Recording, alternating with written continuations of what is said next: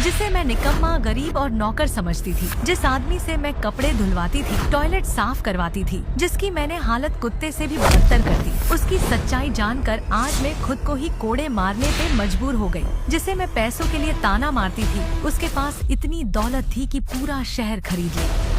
वो जो साइकिल पर सब्जी लेने जाता था, असल में उसी की 50 करोड़ की गाड़ियाँ सड़क पर दौड़ती थी। पर उसने ये सब क्यों किया? आखिर गौतम का असली चेहरा क्या है? और तो और जिस इंसान के पास एक समोसा खरीदने तक के पैसे नहीं थे, उसके पास कहाँ से आया इतना बेशकीमती हीरा? क्या उसने मुझसे प्यार किया था या वो चल रहा है कोई चाल? जानने के लिए सुनिए रॉयल वारिस, मेरी जिंदगी की अनकही कहानी, सिर्फ पॉकेट FM पर। अवनी, क्या कर रही हो? अवनी, मैं मर जाऊंगा, क्या कर रही हो? तुम मर जाओ, लेकिन गौतम अगर मेरी दादी के बर्थडे के लिए तुम 5 लाख से कम का गिफ्ट लाए ना,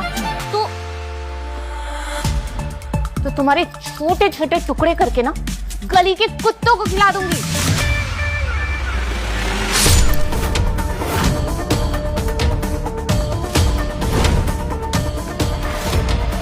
थैंक गॉड, आज तो बच गया। अवनी, तुम फिक्र मत करो, मैं ऐसा तोहफा लेके आऊंगी दादी के हाथ तुम्हारे भी और छुड़ जाएंगे।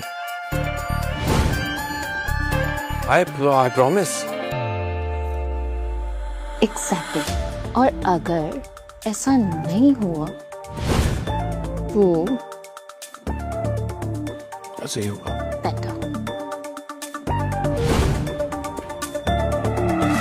जोधपुर की करोड़पति business family Agarwal and sons की हेड गायत्री देवी का जन्मदिन मनाया जाने वाला था। शहर के बड़े बड़े रईस उस पार्टी में आने वाले थे, तो जायज है अवनी चाहती थी कि उनकी तरफ से उसकी दादी को दिया जाने वाला गिफ्ट बेशकीमती हो। लेकिन गायत्री देवी की पोती अवनी बहुत परेशान थी, क्योंकि उसके दादाजी ने उसकी शादी किसी अनजान वजह से इस बेहद गरीब लड़के गौतम से करवा दी थी। उसकी दादी वैसे ही उसे नीचा दिखाने का कोई मौका नहीं छोड़ती थी, इसलिए अवनी चाहती थी कि वो अपनी दादी साहब को एक महंगा गिफ्ट दे, ताकि सबके सामने उसका औहदा बना रहे।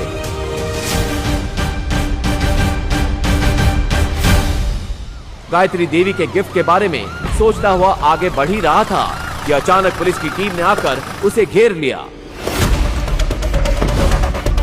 धर लिया रे इस चोर ने। चोर? मैंने किया? मैंने कुछ नहीं चुराया। अच्छा, ये इंस्पेक्टर साहब जो शोरूम पे चक्कर लगा रहा था, इसीने चोरी की है।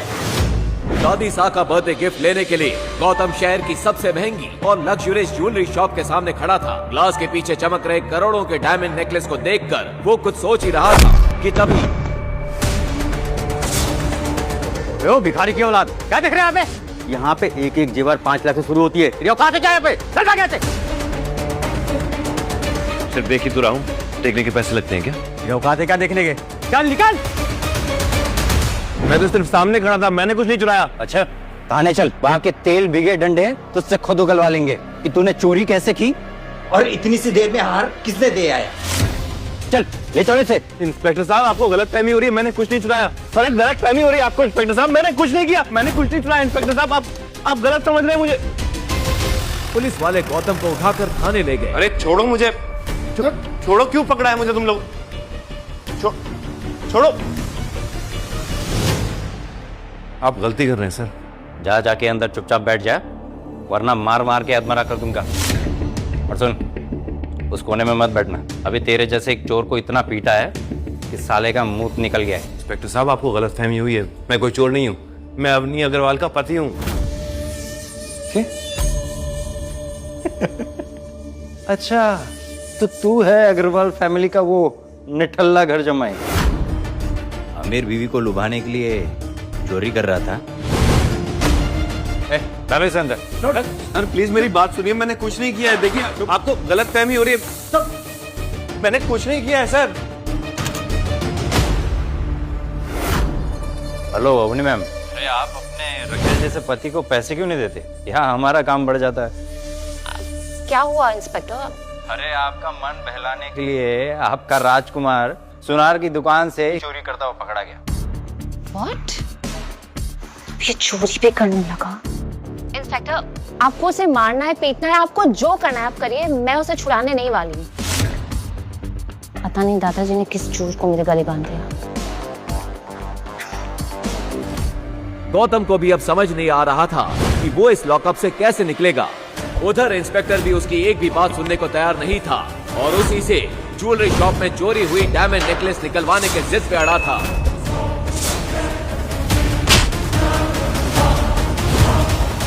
चोरी करता है। इंस्पेक्टर एक मोटा डंडा लेकर गौतम को पीटने के लिए बढ़ा, तभी पीछे से एक कड़क आवाज आई।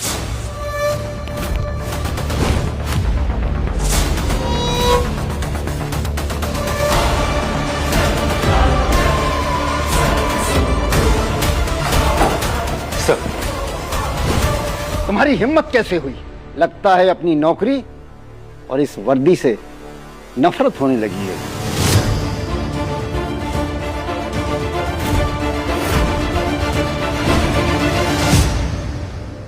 हुकुम, आपको यहां जो परेशानी हुई उसके लिए मैं आपसे माफी मांगता हूं। सर, ये आप क्या कर रहे हैं सर? ये अग्रवाल फैमिली का आवारा सा घर जमाई है। सर, ये मित्तल सेठ की दुकान से हीरे का नेकलेस चोरी करते हुए पकड़ा गया है। और तो और इसकी बीवी ने भी इसे छुड़ाने से मना कर दिया है। Shut up! चोर बेटा, अब तुम्हारा सस्पेंशन नहीं, सीधा टर्मिनेशन होगा। अरे जानते भी हो तुम ये किसको लेकर आए हो यहाँ पर? अरे अगर ये चाहे तो उस जैसे 10 ज्वेलरी शॉप खरीद कर मुझे वहां गार्ड बनाकर बिठा दें। फिर कमिश्नर ने अपने मोबाइल पर उस इंस्पेक्टर को कोई मैसेज दिखाया। वो देखते ही इंस्पेक्टर का चेहरा सफेद पड़ गया। सर, मुझसे भूल हो गई। अब मुझे प्लीज माफ कर दीजिए। सर, रुको, मुझे क्षमा करें। आइए, मैं आपको अपनी गाड़ी से घर छोड़ देता हूँ। ठीक है, मैं ये सब भूल जाऊंगा, लेकिन एक शर्त पे। हुकुम। आपको भी मेरा ये राज भूलना होगा। मेरे इस राज के बारे में कानो कान किसी को खबर नहीं होनी चाहिए, खासकर मेरी बीवी को। हुकुम। गौतम के इतना कहते ही पूरे पुलिस स्टेशन में हंगामा मच चुका था। लेकिन एक सवाल, क्या सच में गौतम कोई चोर था या इसके पीछे कोई गहरा राज छुपा था? और क्यों कमिश्नर ने उसे हुक्म कह के बुलाया? आगे एक ऐसा राज खुलेगा जो आपके होश उड़ा के रख देगा। गौतम जैसे ही थाने से बाहर निकला, एक लग्जरी कार आकर वहां रुकी। उसमें से एक बुजुर्ग शख्स उतरे और उन्होंने गौतम के हाथ में एक छोटा सा बॉक्स दिया।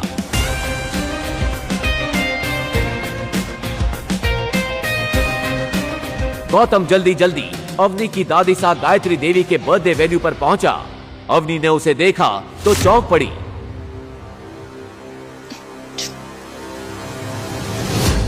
यहाँ कहाँ से आ गए? चोर कहीं के। किसने छुड़ाया तुम्हें थाने से? वहीं पड़े पड़े सड़ जाते ना तो अच्छा होता। मैंने कोई चोरी नहीं की अपनी। ज्वेलरी शॉप के सामने खड़ा था, पुलिस ने पकड़ लिया। बड़ी मुश्किल से अपनी बेगुनाही का सबूत देकर आया हूं। ठीक है। कैसी सस्ती से गिफ्ट खाकर लेकर आए हो तुम? कितनी सस्ती पैकिंग है। ठीक, पैकिंग मैटर नहीं करती है, उसके अंदर गिफ्ट क्या है वो मैटर करता है ना। तुम देखोगी तो चौंक जाओगी। दादी का गिफ्ट है, तुम क्यों खोल रही हो? उनको खोलने दो ना। Fine, whatever. लेकिन जब बाकी सब गिफ्ट दे रहे हो ना, तो तुम चुपके से अपना बॉक्स साइड में रख देना, ओके? पता नहीं दादाजी ने किस जान का बदला लिया मुझसे। मुझे जैसे करोड़पति लड़की की शादी तुम जैसे गरीब के साथ करवा दी। ना पैसे है ना इज्जत। चले हम। खड़े क्यों जाओ? थैंक यू बेटा। और तभी उस पार्टी में चार चांद लगाने आई अवनी की cousin Shanaya. Expensive black dress पहने, हाथ में गोल्डन गिफ्ट लिए। जैसे ही उसने एंट्री ली, पूरी पार्टी की नजर उसी पर टिक गई। सबके बीच से गुजरती हुई वो सीधा दादी साहब की तरफ बढ़ गई। आपके लिए। अरे शनाया, तुमको क्या जरूरत थी गिफ्ट लाने की? दादी, क्या बात कर रहे हो? आपका बर्थडे और मैं खाली हाथ आ जाऊं? बिल्कुल भी नहीं। देखो देखो, इम्प्रेस हो जाओगे। ऐसी बात है, फिर तो देखना पड़ेगा।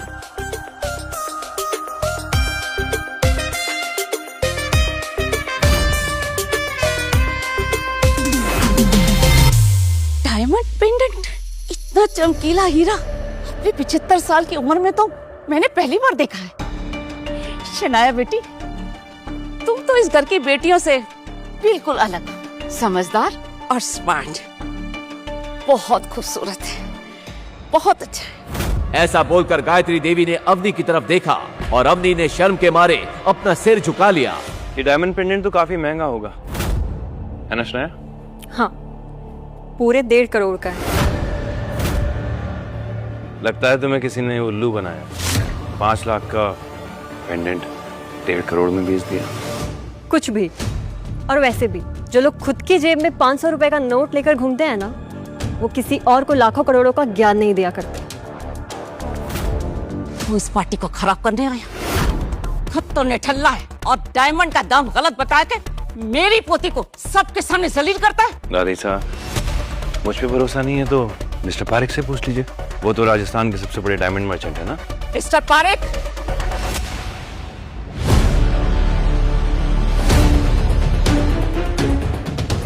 देखिए और दाम बताइए।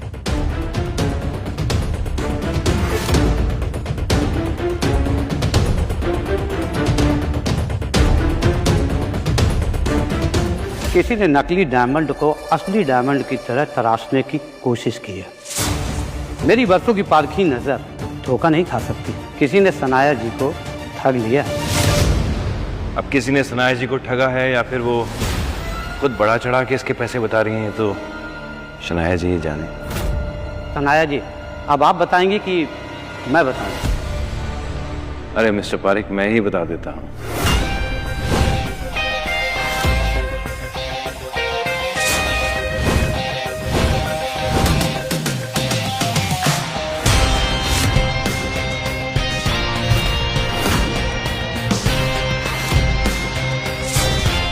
सॉरी, तुम्हारा पेंडेंट डायमंड का नहीं, कांच का है।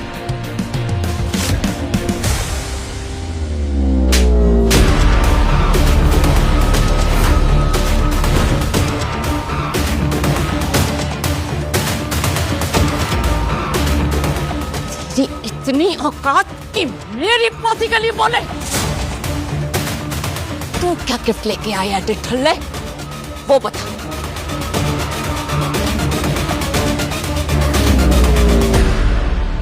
ये भी 2 कौड़ी का होगा। मिस्टर पारेख, मौका लगे तो इस तोहफे को भी परख लीजिएगा। आज से, बल्कि अभी से, मैं इस अग्रवाल खानदान से सारे नाते तोड़ता हूं। दादी साहब, थप्पड़ नहीं मारना चाहिए था। जिस कुत्ते को आपने 2 साल तक पाला, वो आज ये घर छोड़ के जा रहा है। लेकिन एक दिन आएगा कि आप खुद अपने घुटनों के बल बैठ के माफी मांगेंगे, तब बात करेंगे। अपने कहे इन शब्दों के गुरूर में गौतम पार्टी से चला गया। उसके इस तेवर से पार्टी में आए मेहमानों का मनोरंजन तो हुआ ही था, लगे हाथ अवनी की बेइज्जती भी हो गई थी। गौतम! लेकिन गायत्री देवी को पहली बार गौतम की बातों में एक रॉयल अंदाज दिखा था।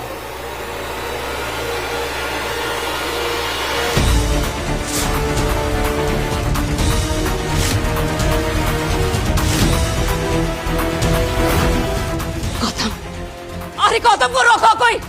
गौतम को रोको कोई! अवनी के लिए दिल में प्यार था, इसलिए गौतम ने उसे माफ कर दिया। लेकिन बाकी परिवार और दादी साकिली, उसके दिल में गुस्से की चिंगारी अभी भी जल रही थी। अगले ही दिन अपने जख्मों को मुस्कान के पीछे छुपाए और अपनी खटारा साइकिल उठाकर गौतम अवनी के दोस्तों को लेने एयरपोर्ट चला गया।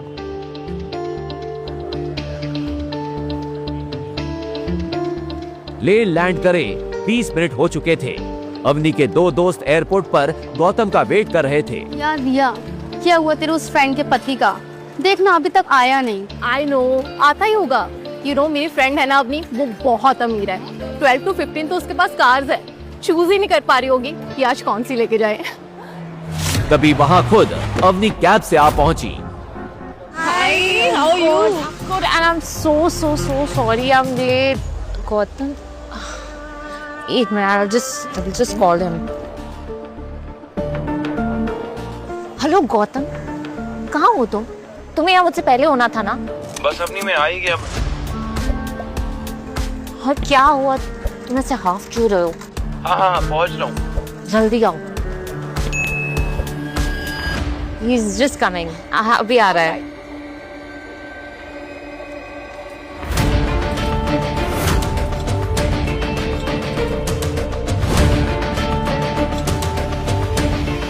सॉरी, थोड़ा लेट हो गया। गौतम को देख रिया को तो यकीन ही नहीं हो रहा था कि कोई इंसान साइकिल पर किसी को लेने एयरपोर्ट कैसे आ सकता है, और अवनी तो शर्म से पानी पानी हो रही थी। शी अवनी, तेरा ये भिखारी पति अभी तक भिख मंगा है, हमें एयरपोर्ट पे लेने अपनी खटारा साइकिल पे आ गया। छी, ये अवनी का पति है। मुझे तो लगा कोई भिखारी है। ये साइकिल वही थी जिससे गौतम दूल्हा बनकर अपने ससुराल में आया था, और जिसे देख सब हंस हंस के लोटपोट हो गए थे। अवनी की कजन शनाया ने तो उसका बड़ा मजाक बनाया था। वाह, क्या बात है दीदी, तुम्हारा दूल्हा तो कमाल का है। दूसरों के दूल्हे कार से, हेलीकॉप्टर से एंट्री लेते हैं, तुम्हारा वाला तो मस्त साइकिल से आया है। अवनी, अभी भी समय है, भाग जा इस शादी से, वरना आज तो तेरी फैमिली तुझ पे हंस रही है। कल को ये पूरा शहर इस बात का मजाक उड़ाएगा कि इतनी खूबसूरत और करोड़पति पत्नी का पति एक भीख मंगा है।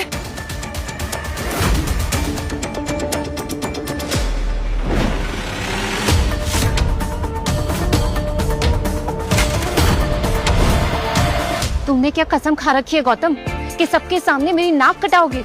मेरी करोड़पति फ्रेंड्स को एयरपोर्ट पे लेने के लिए साइकिल से आए हो, तुम्हें शर्म नहीं आती?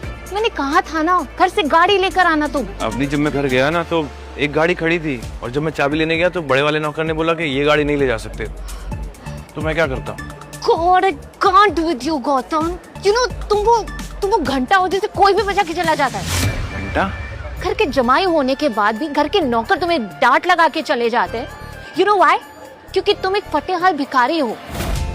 अरे गाड़ी नहीं थी तो कैब से आ जाते ना। पैसे नहीं थे मेरे पास, सिर्फ 75 रुपए थे। फिर मैंने सोचा मैं यहाँ आके तुमसे पैसे ले लूंगा। You know what? थोड़े पैसे मुझसे ले लो और जाके जहर लेकर आ जाओ। तुम जैसे भिखमंगे पति होने से बेटर है कि मैं मर जाऊं। You know what? अभी हम शहर के सबसे बड़े होटल उमेद भवन जा रहे हैं। तुम वो सामान गाड़ी में रखोगे और फिर अपनी साइकिल से पीछे पीछे आओगे और वहां रूम में सामान रखवाओगे। यही तुम्हारी सजा है। अवनी की सहेलियों की हंसी और तानों के बीच गौतम ने बिना कुछ कहे सारा सामान गाड़ी की डिक्की में रखा और चुपचाप सिर झुकाए अवनी के सामने जाकर रुक गया। और तुम अपनी खटारा साइकिल लेकर हमारे पीछे पीछे आओ।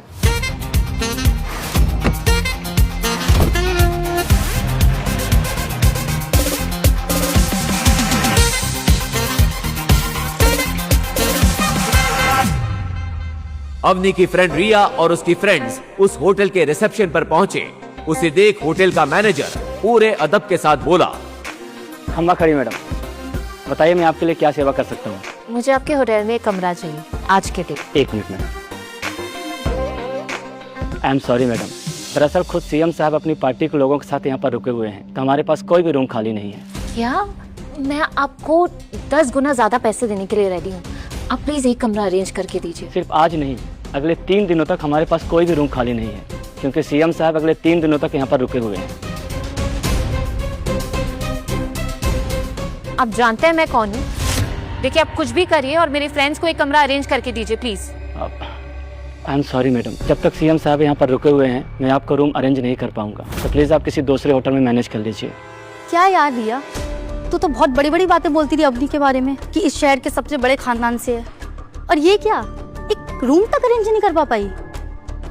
हाँ यार अवनी, मुझे सच में लगा था तू है तो सब सही होगा, लेकिन ये क्या? I am sorry guys, trust me, अगर ये सीएम का इशू नहीं होता ना तो हम इसी होटल में रुकते। यू नो पास में एक डेन है। वेल इस होटल जैसा तो नहीं है पर वो भी काफी अच्छा है। Let's go there please. Let's go. वो कुछ कदम आगे चले ही थे कि गौतम वहां आ पहुंचा। सॉरी, ओ देर हो गई, सॉरी, बहुत लंबी चढ़ान आ गई थी। तुम लोग अभी तक चेक इन नहीं किया? क्या हुआ, सब ठीक तो है ना? सब ठीक कैसे होगा? मेरे दिन की शुरुआत तुम्हारी शक्ल देखकर जो होती है, जब से तुम आए हो ना कुछ सही नहीं है। आज तुम्हारी जगह इस मैनेजर से शादी कर ली होती तो आज कुछ जुगाड़ हो जाता। अरे सर, सर आप यहाँ?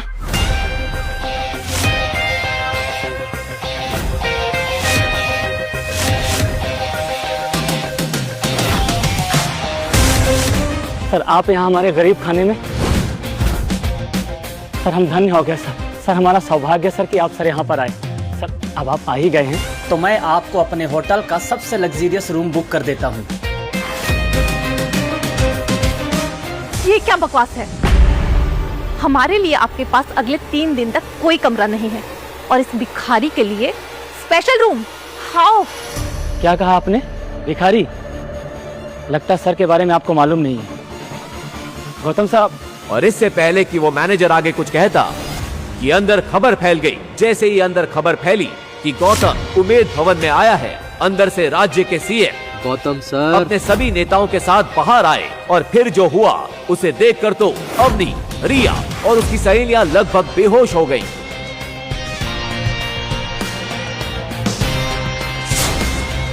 गौतम सर कैसे हैं सर आप? सर तो आखिरकार आपसे मुलाकात हो गई। सब सच कह रहे थे। आज मेरा और मेरी पार्टी का लकी डे है सर। इलेक्शन आ रहे हैं सर, आपकी कृपा दृष्टि हम पे बनाए रखिएगा सर।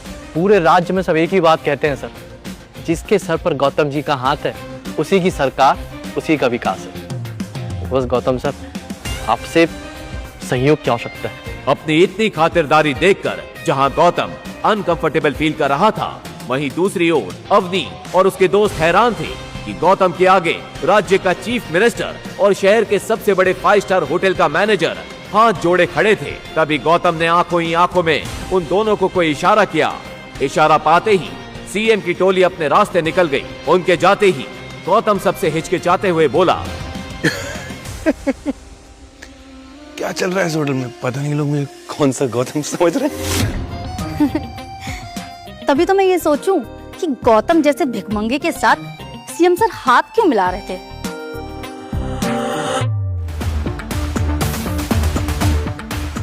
गौतम ने अवनी का हाथ थामा और उसे अपनी गिफ्ट की तरफ ले गया। जैसे ही अवनी की नजर अपने गिफ्ट पर पड़ी, उसके होश उड़ गए। रात के अंधेरे में चमक रही एक नई लग्जरियस कार को देखकर उसे एक पल के लिए भी अपनी आंखों पर भरोसा ही नहीं हुआ। ये तो इम्पोर्टेड है और मैंने सुना है ये कार इंडिया में चंद अमीरों के पास ही है और इसकी कीमत 50 करोड़ है। मैंने कल ही न्यूज में सुना। गौतम, तुमने किसी के साथ फ्रॉड किया है क्या?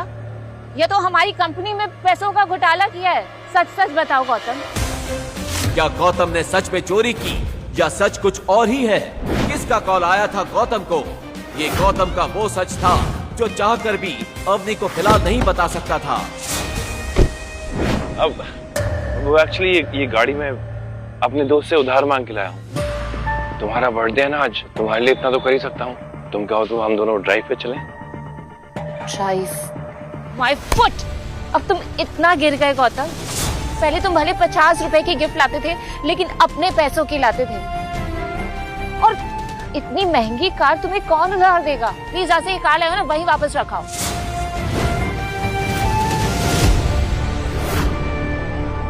ये परफेक्ट मौका है अवनी को नीचा दिखाने का, और ये मौका मैं खुद गौतम ने दिया है। असल में अवनी की शादी के कुछ दिन बाद ही उसके दादाजी की मौत हो गई थी और अग्रवाल परिवार की हेड उसकी दादी गायत्री देवी थी। दादी गौतम को अपने अग्रवाल परिवार पर एक धब्बा समझती थी और उससे शादी करने के कारण अवनी से भी बहुत चिढ़ती थी। इसी बात का फायदा नील और शनाया उठाना चाहते थे। कल पूरे परिवार के सामने अवनी की इज्जत नीलाम होगी। बहुत मजा आने वाला है।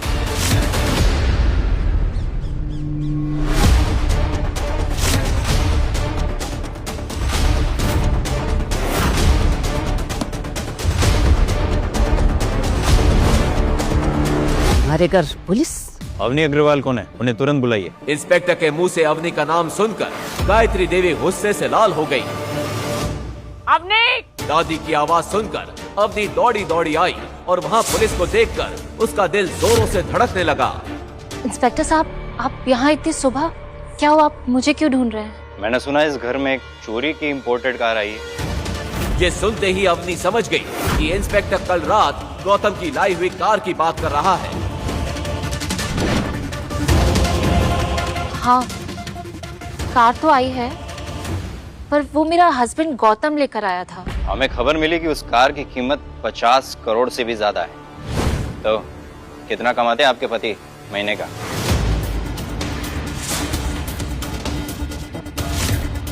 वो लुच्चा 2 कौड़ी का घर जमाई अब चोरी भी करने लगा।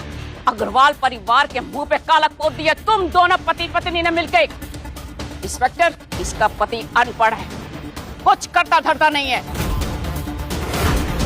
तो ऐसे बेरोजगार फटीचर और अनपढ़ आदमी के पास 50 करोड़ की कार कहां से आई? वो अपने दोस्त से उधार मांग कर लाया था। क्या कहा? उधार? ऐसा उस फटीचर का कौन सा दोस्त है जिसके पास 50 करोड़ की कार है? अगर है भी तो इतनी कीमती कार कौन किसी को उधार देता है? तो उसका नाम बताओ उस अमीरजादे का जिसने 50 करोड़ की कार उस 2 कौड़ी के आदमी को उधार दे दी। दादी की ये बात सुनकर अवनी के पैरों तले जमीन खिसक गई।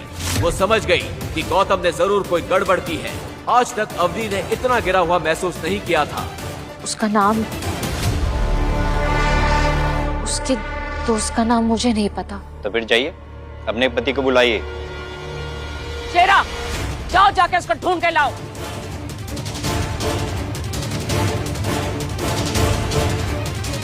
अवनी को ये सब देखकर बुरी तरह घबराहट हो गई। कहीं नहीं मिला दादी साहब। इंस्पेक्टर साहब, मुझे तो लगता है ये दोनों पति पत्नी मिलकर चोरी का काम करते हैं। अग्रवाल परिवार के नाम पर ये लड़की कलंक है। इंस्पेक्टर, लेके जाइए इसे, और जब इसका भीख मंगा पति आएगा तो मैं खुद उसे थाने लेके जाऊंगी। कांस्टेबल, ले चलो इन्हें। नहीं दादी, प्लीज इंस्पेक्टर साहब मेरी बात सुनिए। मुझे कुछ नहीं पता है, मैं चोर नहीं हूँ। आपको जो भी कहना है पुलिस स्टेशन में आके कहिएगा। ले चलो। प्लीज प्लीज दादी। अवनी की ये हालत देखकर नील और शनाया हंस रहे थे। उनके चेहरे की खुशी देखकर अवनी समझ गई कि ये सब उन लोगों का ही किया धरा है, लेकिन उन लोगों से ज्यादा गुस्सा उसे गौतम पर आ रहा था।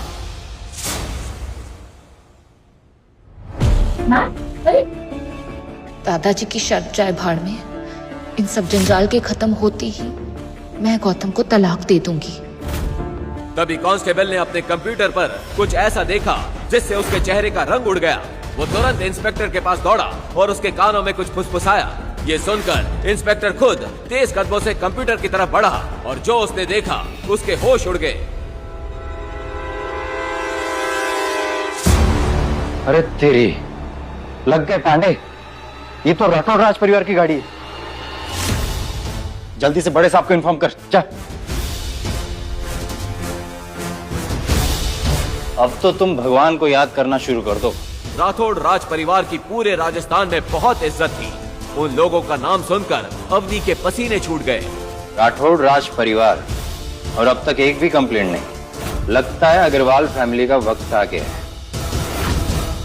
वहीं दूसरी ओर गौतम जब घर लौटा तो अवनी को ना देखकर उसे अजीब लगा। ये अवनी कहाँ चली गई? आज मुझे ऑफिस पहुंचाने के लिए भी नहीं बोला, फोन भी नहीं लग रहा है, कहाँ जा सकती है? इसी अफरा तफरी के बीच नील अपने नए अंदाज और शातिर मुस्कान के साथ वहां पहुंचा। उसकी आंखें सीधा गौतम पर टिक गईं, जैसे किसी शिकारी ने अपने निशान को पहचान लिया हो। अरे गौतम, क्या हुआ? अवनी को ढूंढ रहे, लेकिन उसे तो पुलिस पकड़ के ले गई है। पुलिस? किस जुर्म में? तुमसे शादी के जुर्म में। बेचारी अवनी। सच सच बता, किस जुर्म में? वो कल रात तुम जो कार लेकर आए थे ना, उसकी चोरी के जुर्म में। कल रात मैंने देखा कि तुम जैसे भिखारी के पास इतनी महंगी गाड़ी कैसे आ सकती है, तो मैंने तुरंत पुलिस को इन्फॉर्म किया और सुबह सुबह पुलिस आकर अवनी को पकड़कर ले गई। हरामजादे। तूने अच्छा नहीं किया। जब तक तुम लोग मेरी भी इज्जत कर रहे थे मैंने कुछ नहीं कहा, लेकिन मेरी बीवी के साथ मैं बर्दाश्त नहीं करूंगा। तो देख अब मैं अग्रवाल फैमिली के साथ क्या करता हूँ। ए चोर,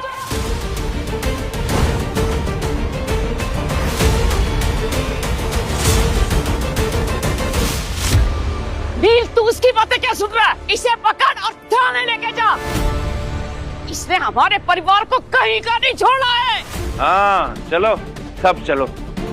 तुम लोगों को भी अंदाजा होना चाहिए कि अवनी के साथ ये सब करके तुम लोगों ने कितनी बड़ी गलती करी है। और दादी साहब नील और शनाया को साथ लेकर पुलिस स्टेशन की तरफ निकल गई, जहां सच और साजिश दोनों उनका इंतजार कर रहे थे। अरे बाप रे, तुरंत अवनी मैडम को छोड़ो। हे भगवान, उन भाई बहन और उस बुढ़िया की बातों में आकर हम कितनी बड़ी भूल कर बैठे। अरे चीफ मिनिस्टर साहब का फोन था। अवनी मैडम की गिरफ्तारी पर पूरे थाने को सस्पेंड कर दिया गया है। अवनी मैडम, हमें माफ कर दीजिए मैम। अब चीफ मिनिस्टर साहब से कहकर हमारी नौकरियां बचा लीजिए, नहीं तो हमारा परिवार भूखा मर जाएगा। मैडम माफ कर दीजिए। अब इंस्पेक्टर साहब, मैं कैसे कर सकती हूँ? मैं चीफ मिनिस्टर को जानती भी नहीं हूँ। अवनी मैडम, शायद आप नहीं जानती होगी, पर आपके पति जानते हैं। चीफ मिनिस्टर साहब ने खुद कहा कि आज वो जो कुछ भी है सिर्फ और सिर्फ आपके पति की वजह से। मैम, मुझसे बहुत बड़ी भूल होगी, प्लीज माफ कर दीजिए। अपने आप को मार रहे तो माफ कर दीजिए मैम, माफ कर दीजिए। अभी ये सब बात चल ही रही थी कि नील गौतम के साथ थाने पहुंच गया। उनके साथ दादी साहब भी थी। ये सब क्या हो रहा है? अरे इंस्पेक्टर, मैं चोर जमाई को पकड़ के लेकर आई हूँ, देखिए। इंस्पेक्टर की नजर जैसे ही गौतम पर गई, वो चौंक गया और गौतम के सामने जाकर झुक गया। आप छोटे हुकुम,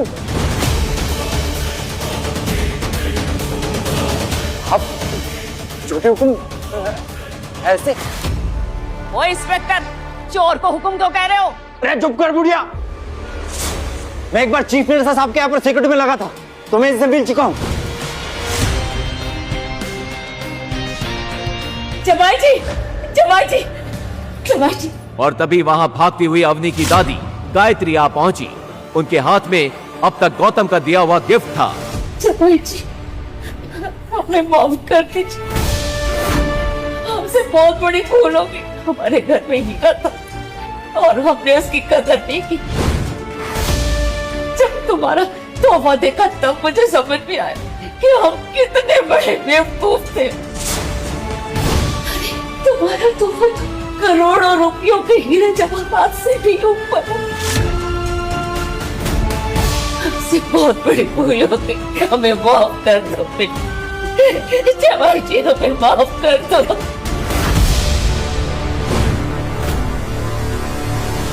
ओ दादी, गौतम ने ऐसा क्या खजाना दे दिया आपको कि आप दौड़ी चली आई यहाँ पर? दिखाओ जरा, एक मिनट। जब अवनी और उसके दोस्तों ने वो तोहफा खोला तो सबकी हवाएं उड़ गईं। आखिर ऐसा क्या गिफ्ट दिया था गौतम ने? क्या सच में गौतम कोई बड़ा आदमी है? अगर है तो वो कौन है? कोई माफिया, पॉलिटिशियन, बिजनेसमैन या कहीं का किंग? लेकिन अगर वो इतना अमीर और पावरफुल है तो ऐसे गरीबों और लीचड़ों वाली लाइफ क्यों जी रहा था? यहाँ पर बस इतना ही। इन सभी सवालों के जवाब के लिए नीचे दिए लिंक पर क्लिक करें और पॉकेट FM पर सुने एक ऐसी कहानी जो पहले ही दिन से बनी हुई है। पूरे इंडिया की पहली पसंद। तो अभी डाउनलोड करें और सुने।